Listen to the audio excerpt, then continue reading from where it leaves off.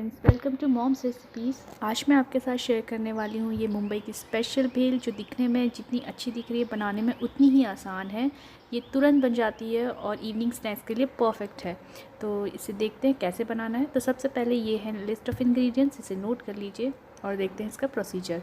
सबसे पहले मैंने यहाँ पे एक बड़े से बर्तन में पफ्ड राइस या मुरमुरा, जो भी आप इसे कहते हैं, वो ले लिया है। और इसके बाद मैं इसमें डाल रही हूँ मिक्सचर। आप मिक्सचर अपनी चॉइस का कोई भी यूज़ कर सकते हैं, बस बहुत ज़्यादा स्पाइसी नहीं होने चाहिए, हल्का सा उसमें स्वीटनेस हो तो वो ज़्यादा अच्छा लगता है।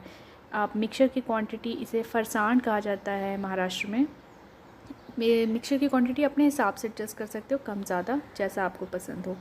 इसके बाद मैं ये बूंदी डाल रही हूँ, जो हम रायते में यूज़ करते हैं ना, बूंदी रायता बनाते वक्त, वही बूंदी है। इसे 2 बड़ी चम्मच मैंने इसमें डाल दिया है। इसके बाद इसमें जाएगा ये नायलॉन सेव। ये बारीक वाले सेव आते हैं, आसानी से मार्केट में मिल जाते हैं। इसके बाद ये डाला है मैंने।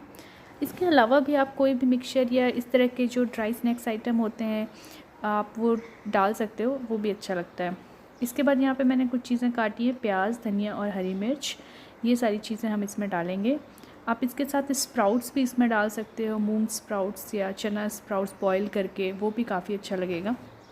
फ़िलहाल मैं यहाँ पे बहुत सिंपल रखा है, बेसिक रखा है, जो आप तुरंत बना सकते हो, जिसमें आपको बहुत ज़्यादा झंझट नहीं करनी है। स्पेशली जैसे जो लोग अकेले रहते हैं, बैचलर हैं, वो इसे तुरंत आसानी से बना सकते हैं और काफ़ी टेस्टी लगता है। ये डालने के बाद मैं इसमें डाल रही हूँ ये इमली की चटनी। इमली की चटनी हम इसमें डालेंगे, जिससे थोड़ी सी इसमें खट्टी मीठी ये जो भेल है वो बनेगी और खाने में काफ़ी टेस्टी लगती है। और इसके बाद इसमें जाएगा थोड़ा सा ब्लैक सॉल्ट। ज़्यादा सॉल्ट नहीं डालना है, क्योंकि हमने जो भी इसमें इंग्रेडिएंट्स डाले हैं, मोस्ट ऑफ देम में जो होता है वो सॉल्ट ऑलरेडी रहता है, तो थोड़ा सा डालें टेस्ट के हिसाब से। इसके बाद इसमें डालेंगे हम थोड़ा सा चाट मसाला। और चाट मसाला डालने के बाद क्या करना है, आपको इसे अच्छे से मिक्स करना है, जिससे सारी चीज़ें आपस में बिल्कुल अच्छे से मिक्स हो जाएँ।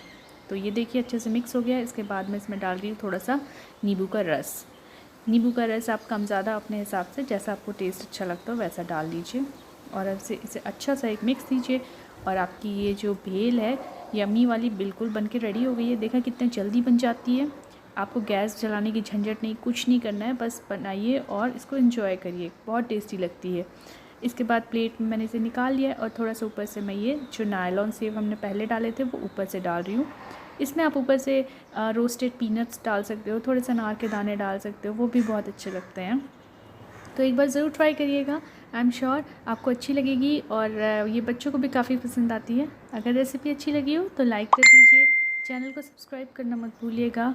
मिलते हैं नेक्स्ट रेसिपी के साथ। Thank you so much.